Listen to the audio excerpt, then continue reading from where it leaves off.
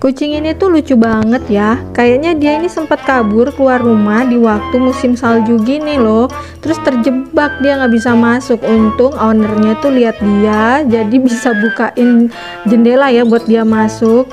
Alhasil waktu dia coba masuk tuh malah diketawain, tahu nggak sih, karena di badannya tuh jadi nempel banyak bola-bola salju gitu. Wah, kayak gitu tuh apa nggak bikin bulu gimbal ya nanti ya. Ya ampun, dia lucu banget, mana saljunya tuh beneran cuman nempel di bagian bawah badannya gitu loh. Untung langsung ketahuan ya, kalau enggak bisa kedinginan dan beku dia di luar rumah.